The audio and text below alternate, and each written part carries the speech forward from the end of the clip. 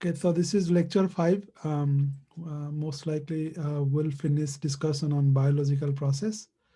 And then, so these are all basic materials that you have not learned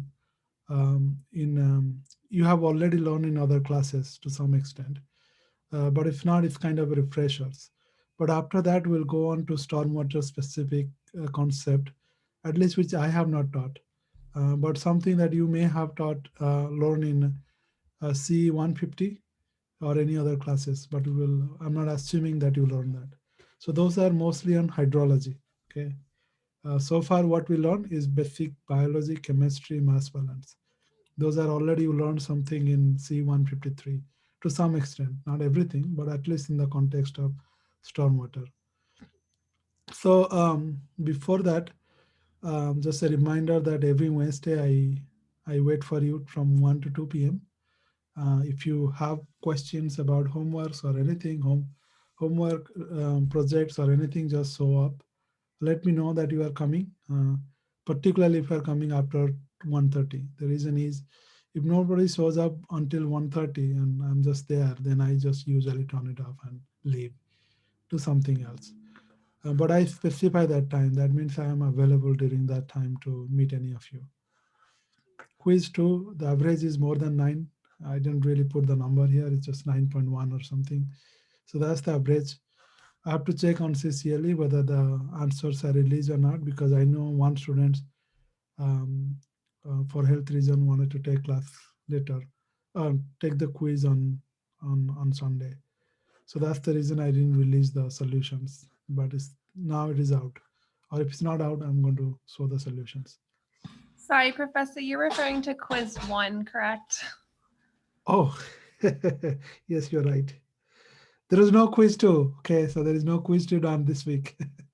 I know that one of the students says, can we move our quiz to from Thursday today to this week to Friday? But just want to remind everybody there is no quiz this week. Okay, there is quiz only on the even number of weeks. So the second week, fourth week, sixth week, and the last one is probably ninth week because there is nothing, no homework after that. Homework 2 is out. We'll discuss a little bit of those questions that was asked on campusware in the class today. But also we'll think of project more because that's where you are going to learn more. So by this is week 3. By this week, we got to have your topic ready and discuss about hypothesis, narrow down your topic. So I really encourage you, if you as a group didn't meet me at least this week, as well as if anytime you can meet with the TAs. That way we help you at least figure it out. What's the specific narrow topic that you are interested to take your project? I'm meeting TA Renan later today, not today, tomorrow morning, to go through all of your project report, whatever you submitted, so that we can give together some feedbacks. But I have received all of yours. Um, this is one thing I wanted to discuss about flip discussions, but I wanted to just finish the biological portion of this class so that at least we are done. Then I wanted to a little bit discuss about what's helpful for you. Okay, so let's leave that one here. Um, let's go to the um, questions related to hydraulic conductivity. This is something you learn in C153, or at least the recording that is shared online if you have watched them. So let's go through this one. That way we can learn whether um, whatever comes to your mind. And this is something you probably watched. If you didn't watch, that still make an educated guess.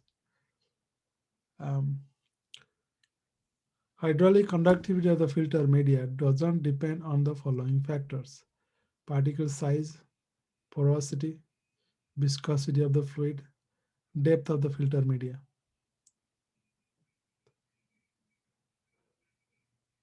So again, this is based on um, the video that the topics that we already covered last class. This is just assessment for your own thing.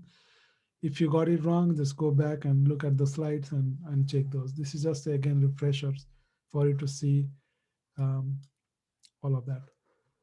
Only 66% voted yet. You have 1 minute to vote. It's 53 seconds already.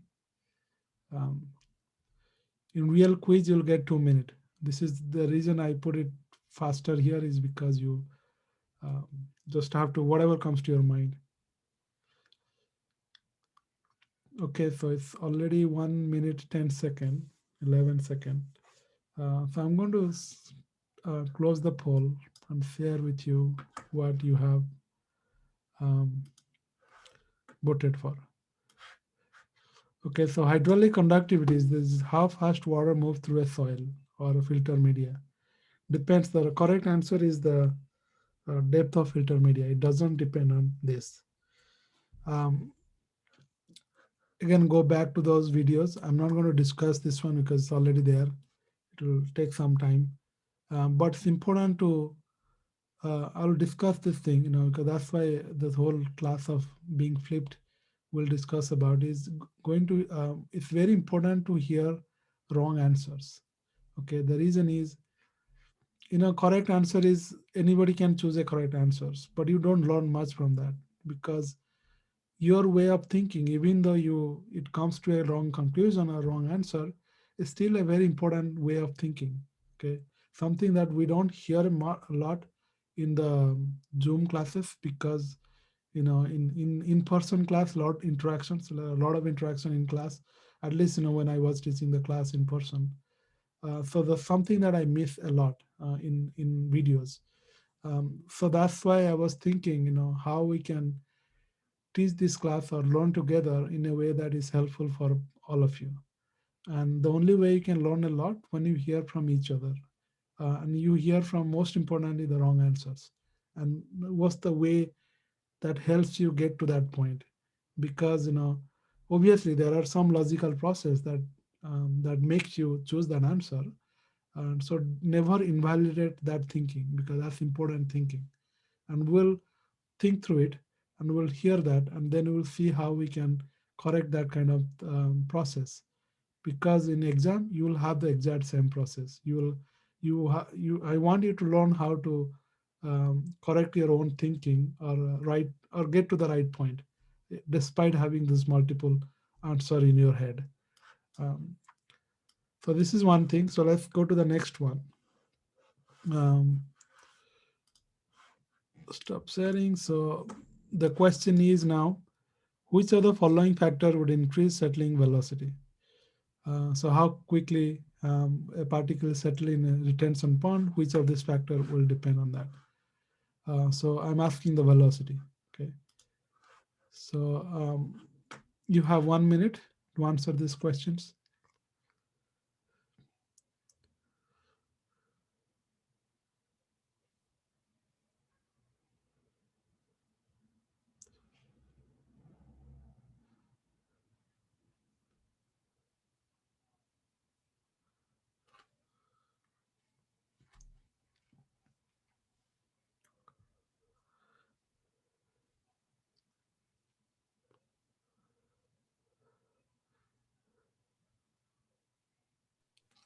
Professor, Yeah.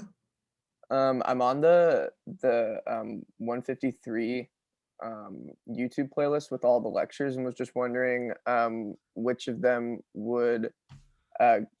goes through the examples on hydraulic conductivity. Usually the title has that information, but it's not. Then post on campusware so that I can post it, the link, direct link. Okay, awesome. Thank you. Mhm.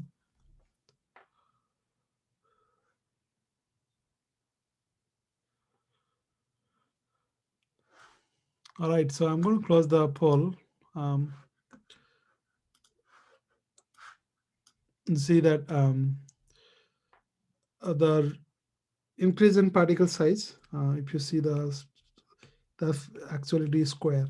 Okay, so d is the diameter. So that's the, if you look at the settling velocity formula, the size of the particle to the square is what the velocity is proportional to. Viscosity is on the actually inversely proportional. I'm thinking this way: if you have larger particle, it'll be heavier, so it will settle faster. And same thing is the viscosity. If you are increasing viscosity, there will be more friction. So there is a reason why in high salty water we don't sink. I forgot the lake name where it's so salty that you can't sink in water. You'll float. This reason is the viscosity, because it's so viscous that the friction is going to be, or the buoyancy is going to be um, much higher.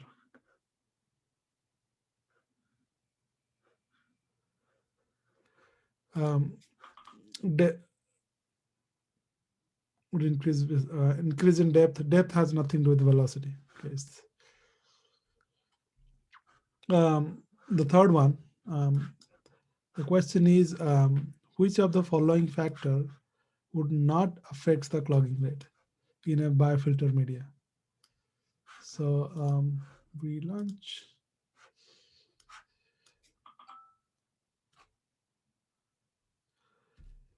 Increase in particle size, increase in plant density, increase in area of filters, increase in depth.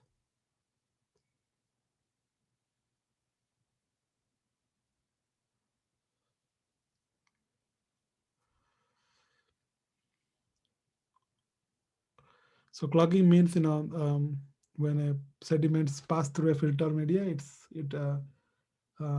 removed and it decreases the the space available for water to move. That's why it's become clogged. So increase in particle size of the filter media, or increase in plant density, increase in area of filters, increase in depth.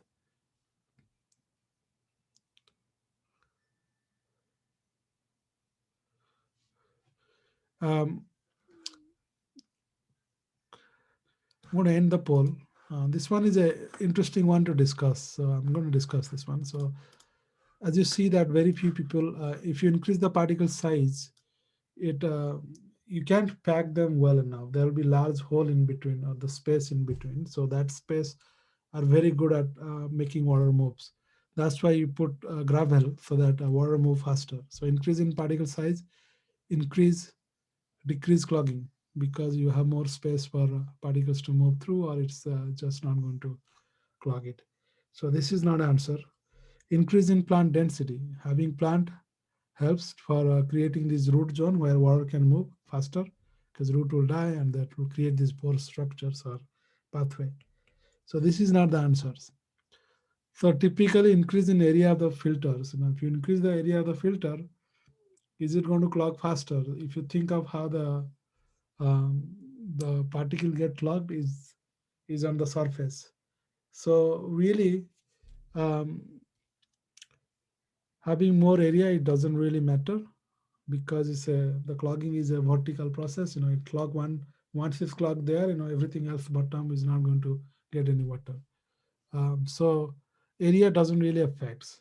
But if you have larger area, it can increase the capacity of how much water it can receive. So this is the correct answer. But another thing I want to point out, depth is also, because if you think most of the clogging happens in the surface, then having a larger depth sometimes doesn't really matter. But having a larger depth, what it does, it helps you how to avoid clogging, because what it does, if you have a larger filter media, things are clogged on the surface, you can scrape that up, then the rest of the filter media is as good as new.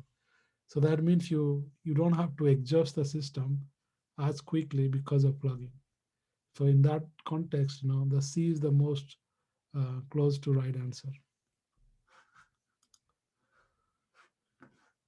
All right. So next question is, how would flow rate affects filtration rate? Filtration rate. Filtration rate means filtration of particles. Or okay, um, it is going to. So this is a, let's say, how do we increase in flow rate affects filtration rate? Um,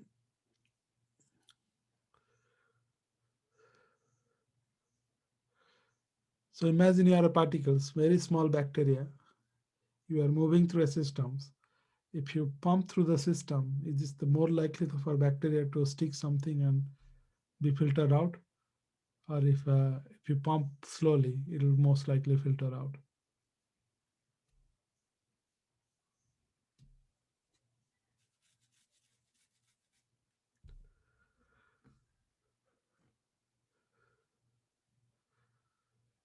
Okay, I'll close the poll in few seconds. It's already more than 1 minute. Okay, so end poll. So increase in flow rate would decrease the infiltration or filtration rate. The reason is when you have very high flow rate, bacteria move so fast that it doesn't get enough time to interact with the filter media because the residence time is so slow, so high, so low that it doesn't get enough opportunity to interact. And second, even there is a particles that is sticking on the surface, the flow velocity is so high, the water flow will create this force to detach the particles. So it's not sustainable to have particles sitting in one place. It will always move around and exit the system. So filtration rate will decrease. All right, so that's all about the physical processes. There is a biochemical process that you will learn a little bit more about it, like chemical process, redox process. So these are um, um, all the things we discussed last class. So I encourage you to go back to those lectures, which is uploaded, pre-recorded, to see those factors. I think what we didn't cover is a biological process. Okay, so that's the one we could not complete. So I'm going to finish that now. All right. So if you think of many of the stormwater treatment system, those are natural system. Let's see, there is a chart window. Yes, quiz one. Um, and most of the stormwater treatment system are living system. It has plants. It has a microorganism that will help clean the contaminants.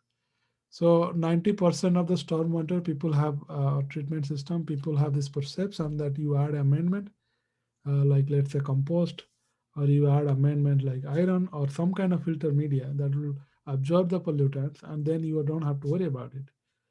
But unlike your filter media, which in at home, where you put some materials that remove the pollutants, and once it's exhausted in a couple of months or a month or two, you remove that cartridge and throw it out. In stormwater treatment system, you do not have that option. So that's why you cannot rely on chemical or physical processes to improve pollutant removal throughout its lifetime. That's one of the reason biological process is the most important process in making the stormwater treatment system last throughout its lifetime of 20 to 25 years. So that's why it's important to understand how they work and how we can design the system such a way that it can be helpful for removing pollutants as well as increasing stormwater infiltrations. You just learned that having plants helps have increasing infiltrations because plant root provide that kind of access route. But there are many other processes plants and organisms can do. So in this next few slides, I'm going to explain those basic process so that you understand that how when the design comes, you will understand how to link them together. So biological components of stormwater treatment systems, things that you can see, things you don't see. The first thing you can see is the plant. But it's important to note that every stormwater treatment system doesn't have to have plant. Okay, for instance, retention pond. Retention pond may not have vegetations. Same thing, some of the filter media you can see doesn't have um, any plant. So just know that this is not necessarily required, but having that always help. In some cases, you do not want plant. For instance, retention pond. If you have too much plant, it will block the sunlight. That means any sunlight um, related process will be low. For instance, inactivation of pathogens. It's very important to have sunlight. So that's why you don't want to have plants. So just know the differences. And the second thing that you don't see is soil microorganism like bacteria, fungi, earthworm, and other bugs that live in the soil. They are also part of the ecosystem that helps remove some other pollutants.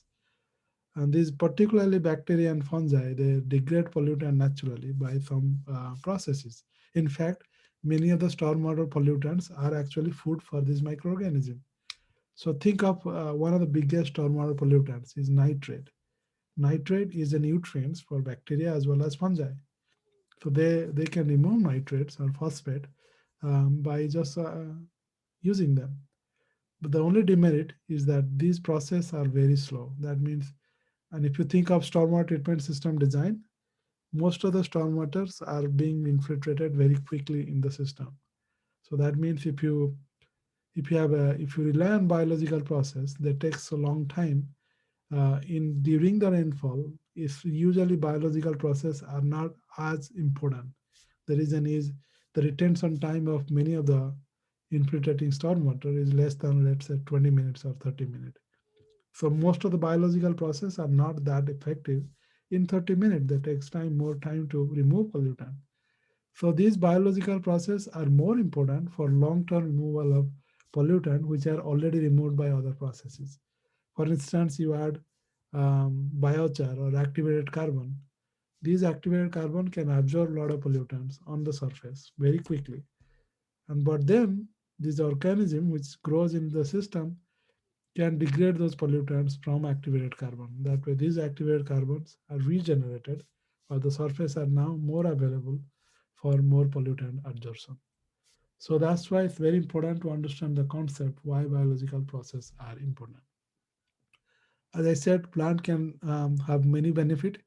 Number one, it makes it look very good because that's the natural system, and it makes it aesthetically pleasing.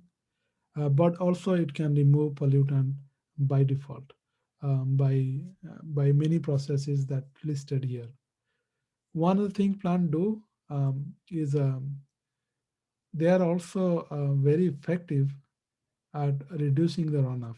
The reason is they can hold a lot of water on the leaves. If you think of after rainfall, you check any plants, you will see a lot of water droplet. So that's called abstraction or rainfall, just by blocking the rain, some of the rainwater. So in fact, in typical rainfall, 30 or 40% of the small rainfall, most of the water retained on the tree. So that means they are not becoming a runoff anymore. So that's a very important process that we don't highlight here. So that's the water quantity reductions. That way there is no flooding. The second aspect is pollutant removal. They also having plants can increase exfiltrations because plant breathe, they take water from ground and evaporate them. Because of that, also you reduce the runoff volume too, because some of the water will be always evaporated by plant. But that's only effective in a small rainfall. Heavy rainfall, that's not enough. The third one is a pollutant removal. Having the plants helps a lot of microorganisms grow near the roots. In fact, many fungi depend on the plants to survive because they symbiotic relationship. So they having those plants will help enhance degradations. This plant also release some kind of chemicals or organic acid that will degrade the pollutants. So that's why it's important to know that what kind of plants to use. And for the design, these are the few things you have to think of in your project. Anytime you look for plant, these are the trait you have to look for. First is the plant biomass, because the more mass it is, that means it's going to grow much faster. They grow much faster, they have to reuse the nutrients and other stuff. So if they are growing faster, they are more likely to remove more pollutants. So plant mass is important. Growth rate is important because that way you can assimilate a lot more pollutant. Root lipid content, because that's basically lipid is the place where you can, because lipid is very hydrophobic or organic. That means it's going to bind a lot of organic pollutants.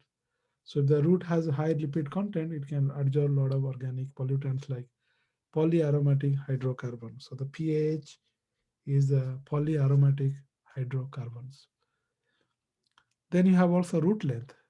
because the stormwater infrastructures will going to accumulate lots of pollutants.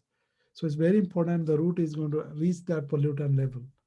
That's why it's very important to have a root system which can penetrate more than 1 feet.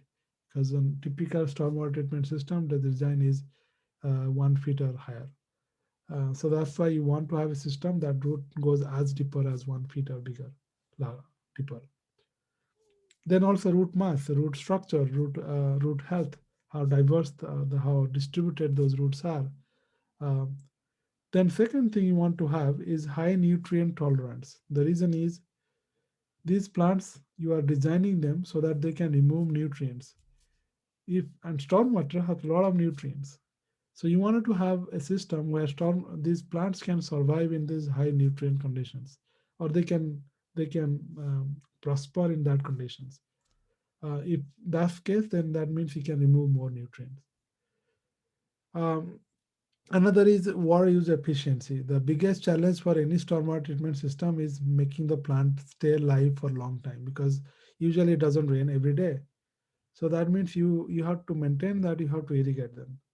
And irrigation is expensive. So that's why you have to look for a plant which doesn't require much water. In fact, in Los Angeles place, you have to think of that more often because you don't want to have high maintenance cost. So typically how you do that is by looking for native plants because native plants here live for millions of years and they acclimatize with this kind of conditions.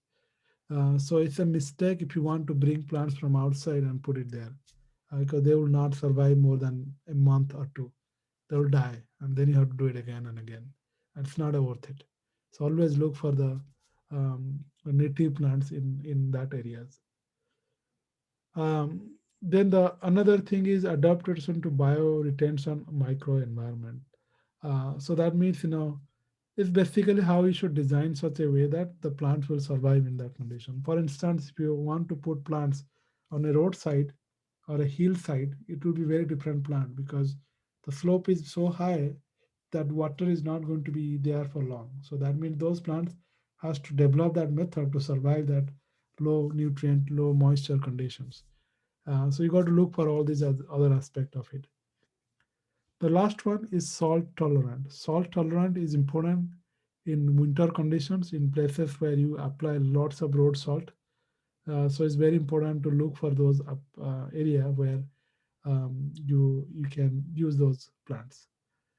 And this is not important for Los Angeles because you are not applying any road salt during winter. There is no snow here to take care of. But if you are looking for a locations in winter area where you apply road salt, you got to look for those plants which survive in these high salt conditions. Typically, many plants will not survive, but plants, there are research show that the plants which has fungal association or fungi in their roots or the symbiotic relationship, they can survive in high salt conditions because they're the downside of salt, but fungi give them that without those salt or even in presence of the salt. There are lots of research in this area. You should look for those. The last one is where is not needed a lot of places, but it's important to understand based on the site specific pollutant. For instance, if you are designing the stormwater treatment system with removing certain type of pollutant, you should expect that these plants will survive in those high pollutant conditions. For instance, if you are looking for metals and your goal is to remove copper, if you are putting a plant which will die with a little bit high amount of copper, that means not worth to put it there. So you got to look for hyper accumulator. That's what they call hyper um, accumulator. It means the whole plant physiology as well as they are evolved to survive in this condition where you have high amount of pollutant present. So again, these are design conditions, and there are other things you have to also think of for microorganism. Microorganism like fungi or bacteria, they can degrade pollutant at certain rate. So you got to think of what you can do so that those pollutant can degrade in that way. Typically, It's a first order reactions. That's why the equation for degradations or contaminant degradation is exponential. C by C naught equal to e to the power minus kt. K is the first order rate constant. Okay, and most of the time your goal is to make the K much higher. Okay, that way you can degrade or remove pollutant as fast as possible.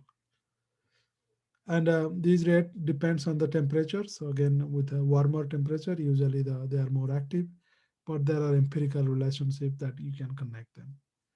So, well, how you can use this as a design factor? Number one, to increase K, if you want to increase K, you got to make sure that microorganisms are healthy. That means they have a high ability, they are active, they are healthy, they are degrading.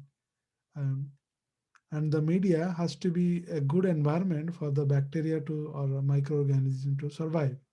And many of the microorganisms that do great faster are aerobic organisms. Aerobic means they survive in oxygen environment.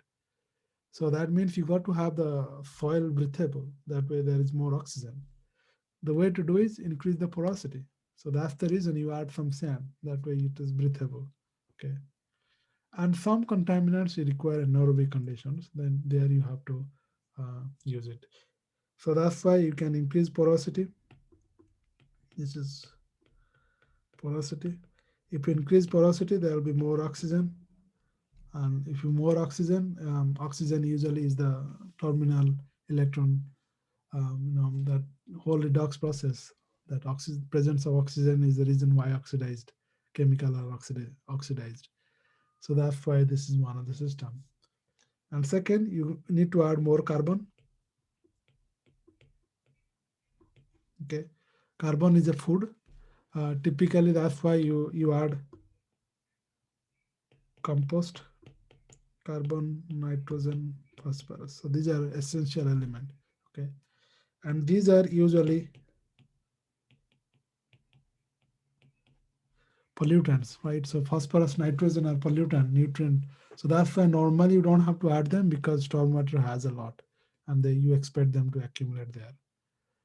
So that's why when you add compost, you should look for a compost which doesn't leach a lot of these nutrients. Okay.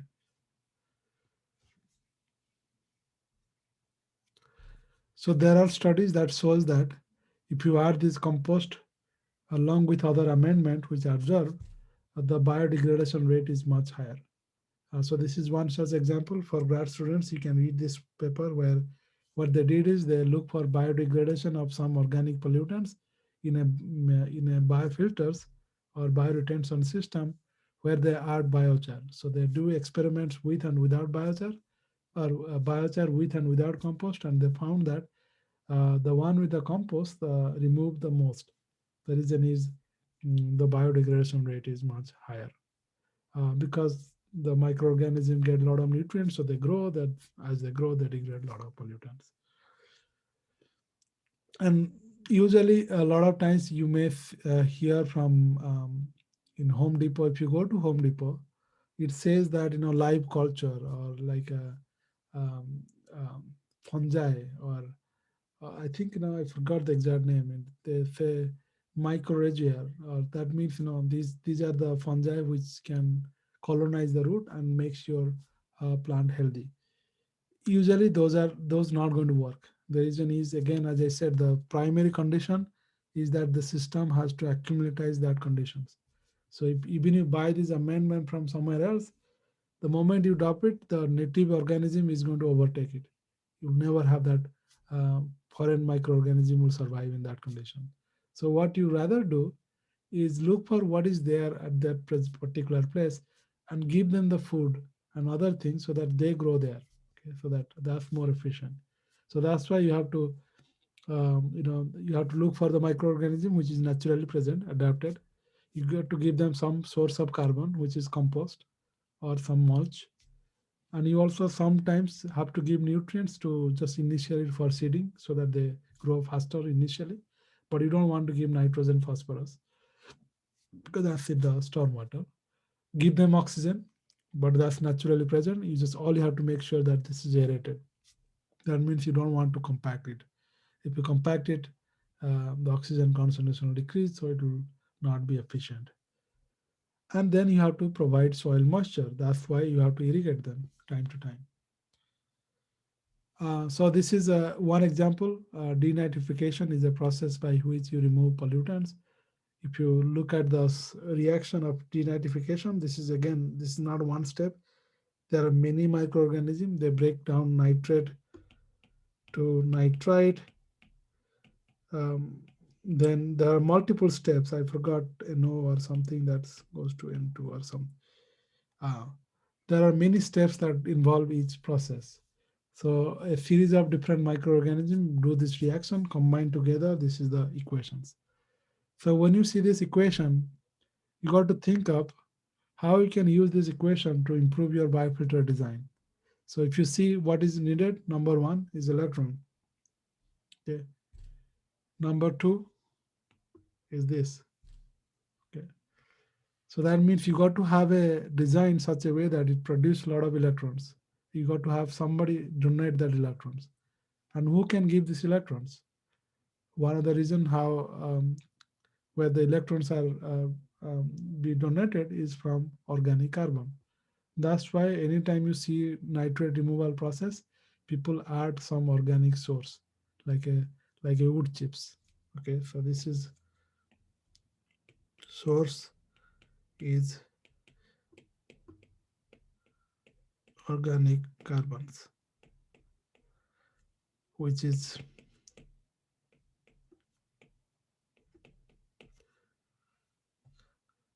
or also dissolve organic carbons.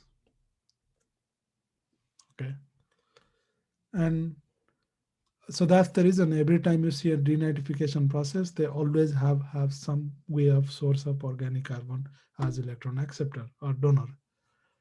And then the next thing is the pH, because you see 12H plus, so that means your condition has to be acidic, little bit acidic.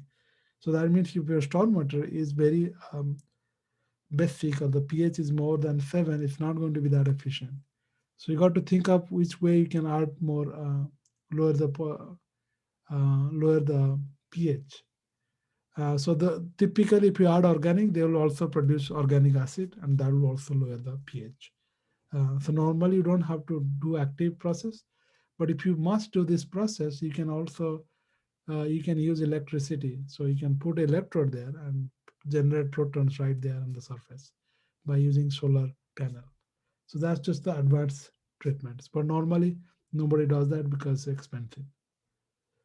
But then other things you can think of design is having this process is extremely slow. So that means you have to have very high retention time. Sometimes stormwater has to spend more than 24 hours in the system for nitrate to be removed. So you got to have a design such a way that it's the stormwater stay in the system for 24 hours. That means you have to have a large footprint, like a big internal storage, water storage layer. Another thing you don't see here is that if you have oxygen, there is no nitrate removal because oxygen will take up that electrons. So that's why another thing to do is create these anaerobic conditions. And the way to do that is also submerging the soil. If you submerge that filter layer, there will be no oxygen because they are all consumed up.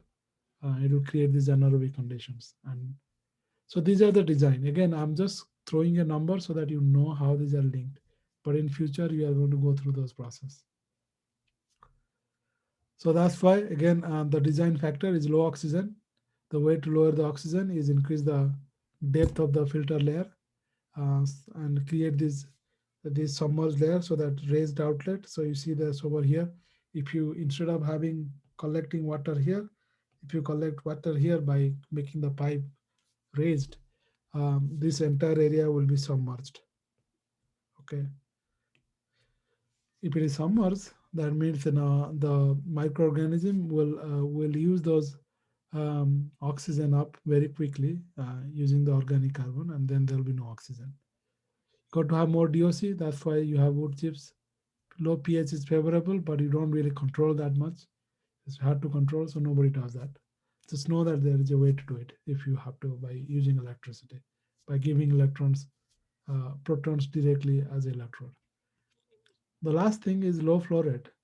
The way to do it is by making the footprint very high.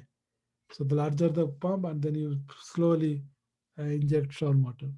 So that's why this process is very inefficient if you have a high rainfall intensity. So that because it requires you to store large volume of stormwater for a long period of time. So now that you learned the biological process, these are the 5 different questions that you can think of um, from based on the physical, chemical, biological process. So think of all that so that you know how to answer these questions. Some of the question will be in the quiz or homework. So just that's why I just put the question here so that you know how to understand that. All right, so we go through this process, physical or chemical process last class. So I'm just going to put the quiz again, just to see how well you if you go through those video, you'll answer these questions. Otherwise, just give a whatever comes to your mind. The design option that would increase the absorption of pollutant in stormwater biofilters. One of those things will help. Increase in height of filter media, means how big, tall the height. Increase in grain size, means the filter media size. Increase in sand fractions. Decrease in infiltration rate. So actually there will be 2 answers here.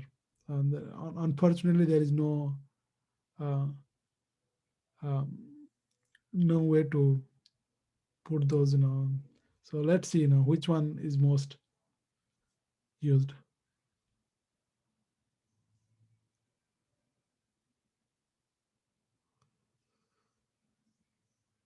You have, again, there are 2 right answers here. Based on that, there are 2 wrong answers. So which up, so speak whatever you feel among those 2 is fine.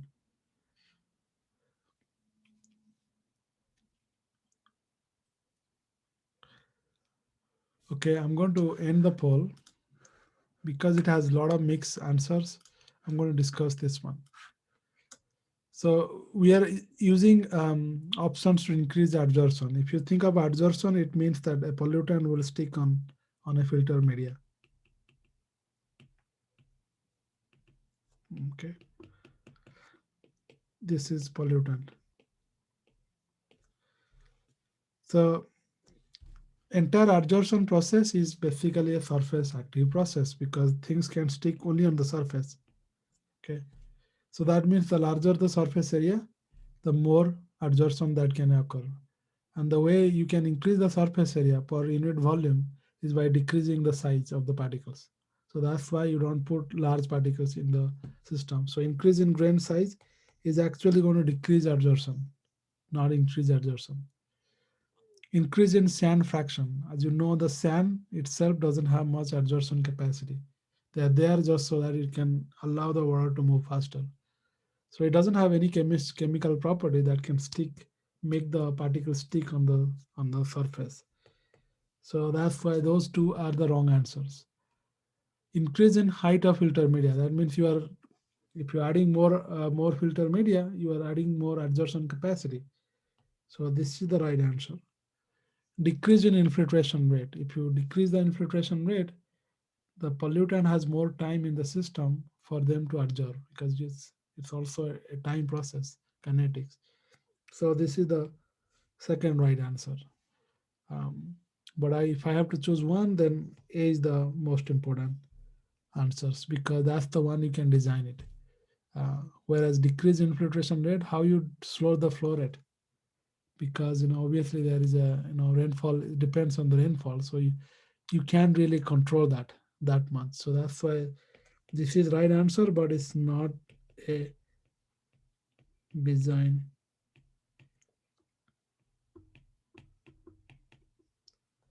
Because the flow rate depends on how quickly the rainfall, is just fixed. Either your hydraulic conductivity is fixed or your amount of water it received is also depends on the rainfall. All right, so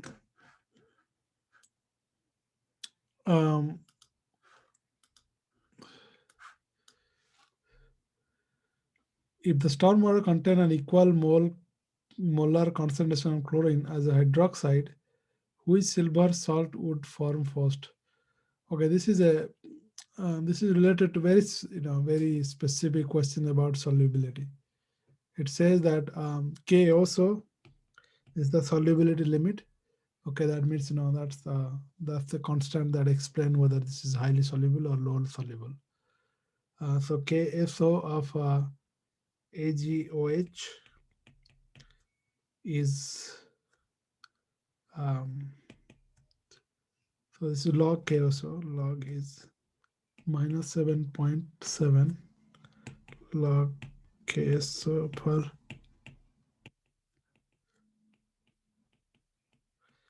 So just know that if the KSO is high, that means it's highly soluble.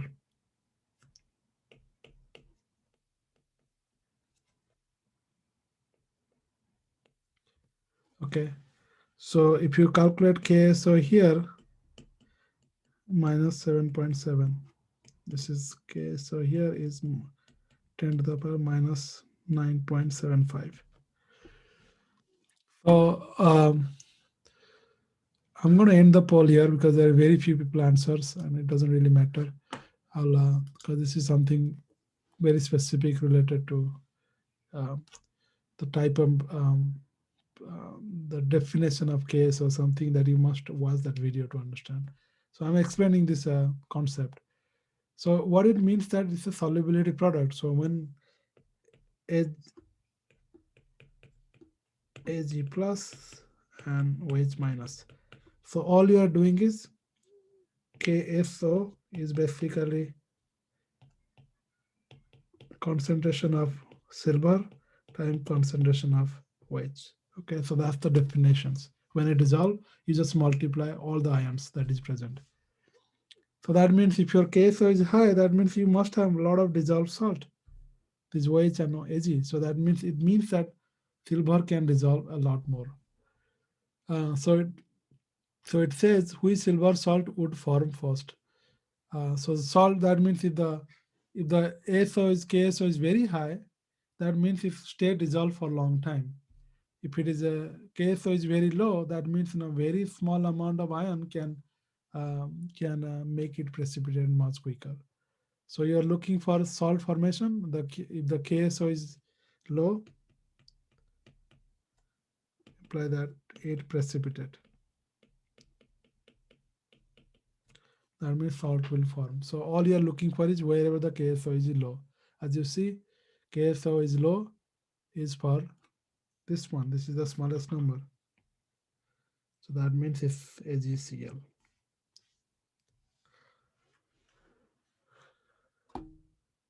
All right, so this is the last question. So related to oxidation state that you learn in CEE159. Let's learn this one. Now, I'm going to poll again.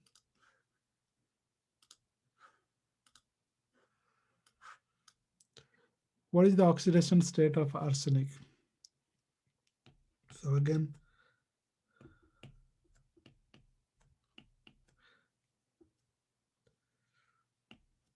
assume that oxidation state of oxygen is -2.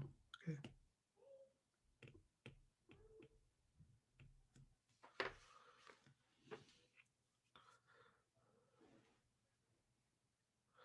Again, these questions are very similar to quiz number 2, so that's why this is also a practice for you.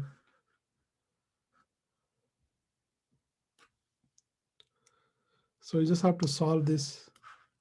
Again, going back, arsenic. Okay, I'm going to end the poll. Say result. So the way to solve is arsenic plus oxygen. There are 3 oxygen, and each oxygen is worth -2 oxidation state. Equal to total charge is -3. So that means arsenic -6 is -3. So that means if you solve it, bring the other side, arsenic would be +3. So the answer is B. Okay, this is the last one, hopefully. Which of the following traits are not measured for their effectiveness in green infrastructures? So which of the things that is important for their plant ability to functions in green infrastructures? I just explained them, all of them, except one. So you just have to choose which one is not. Okay. Which one I didn't discuss. That's the result. So that one is not going to affect the plant ability to function or helps pollutants or infiltrations.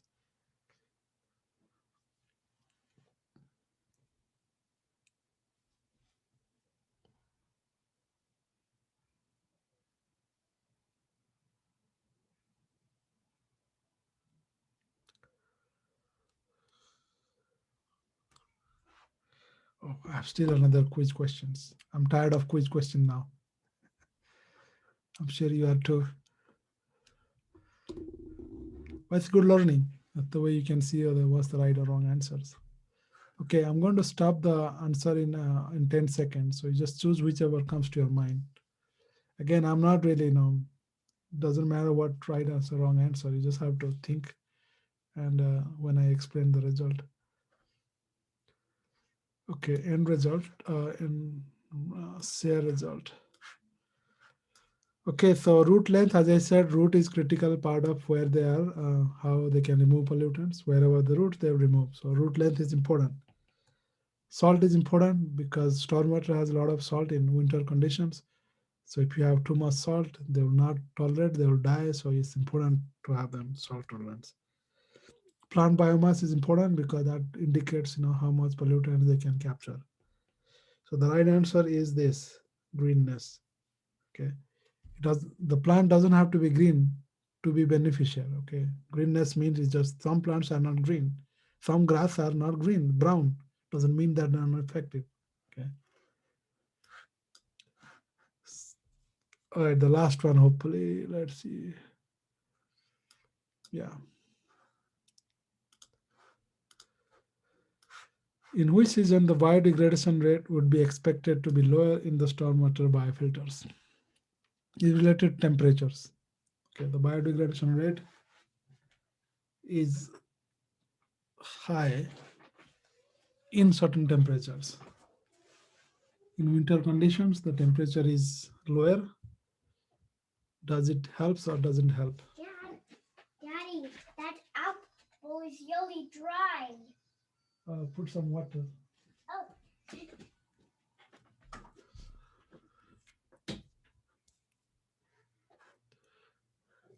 Okay, so let's say in the poll. Okay, so if you see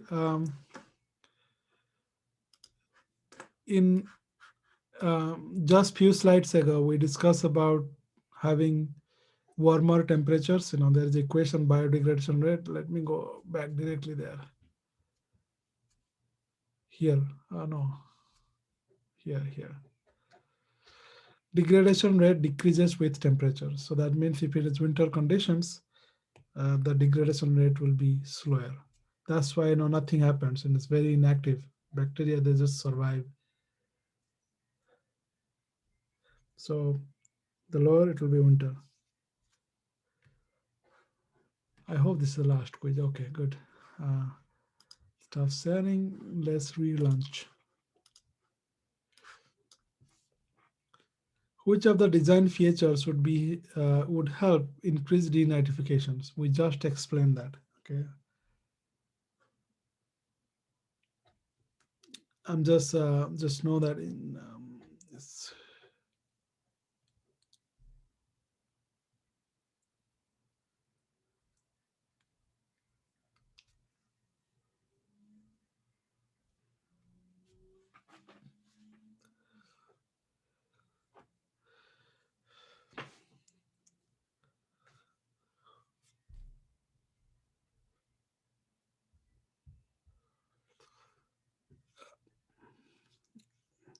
I would just say that this is, let's say the kata plants means, what I mean to say is the prune the plant, like means leave,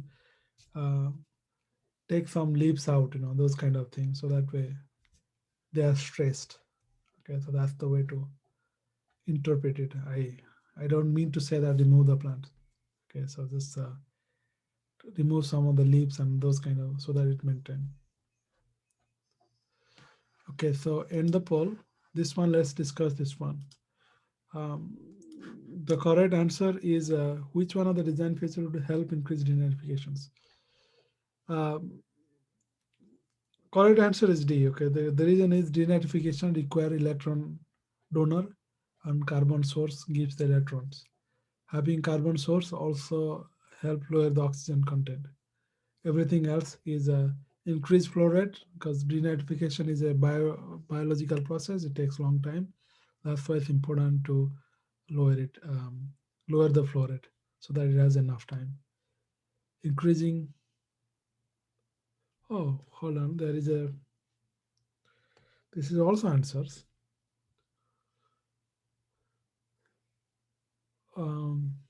Raised under drain outlet is also helps denitrifications because you see that one.